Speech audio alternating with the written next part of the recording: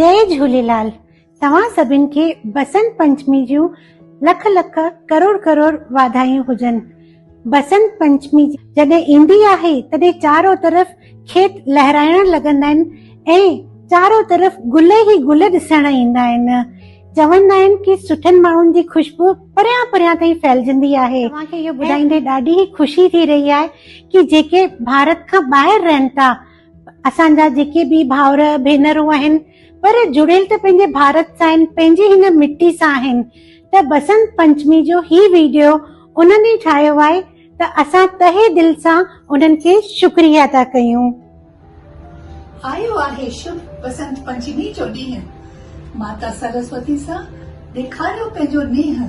संगीत जी साधना हुजे या ज्ञान जो प्रकाश हुजे, फिरंदड़ ऋतु हुजे या जिंदगी जो उतार चढ़ाव हुजे, नृत्य जो ताल हुजे या साज़न जो सम्मान हुजे, हर घर में हर मन में ज्ञान जो भंडार हुजे। तव्हां सभिनी खे बसंत पंचमी जूं करोड़ करोड़ शुभकामनाऊं। अचो त सरस्वती माता जी वंदना कयूं ऐं बसंत पंचमी जो त्योहार मनायूं। जय झूलेलाल। जय सरस्वती माता। मुखे सर्वालोकानां विजय भाव रोगिणां निधाय सर्व विद्यानां दक्षिणमूर्तिये नमः।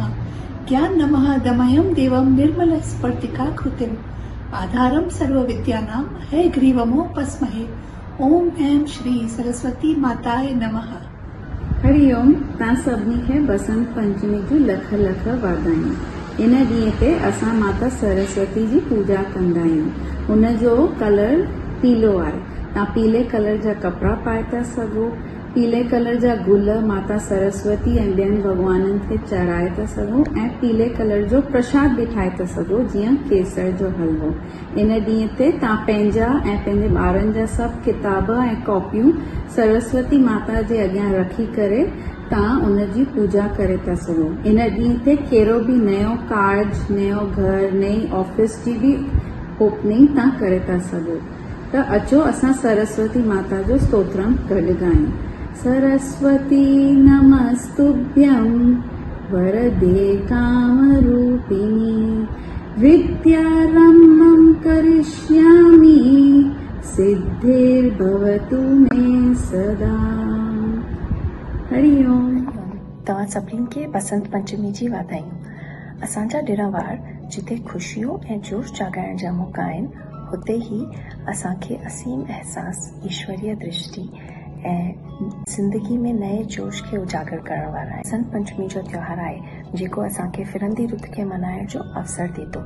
बसंत ऋतु जो स्वागत करे असांखे मटियल मौसम ऐं प्रकृति जे सम्मान जो बहानो मिले थो। इन जो धार्मिक पहलू कुछ अहिड़ो समझिजे त कि मौसम जे बदलाव खे अपनाए हुन जो आदर करणु। अचो हिन बसंत पंचमी असीं सभु गॾिजी करे सरस्वती माता खां इहो ई ज्ञान घुरूं कि असांखे पंहिंजे प्रकृति जो आदर करणु सिखाए। हिन बसंत पंचमी ते असां सभिनि जे लाइ इहा ई प्रार्थना था कयूं कि हर कंहिंजी ज़िंदगी बसंत ऋतु वांगुरु हुजे ऐं हर कंहिंजी ज़िंदगी में बहार ई बहार हुजे। जय झूलेलाल।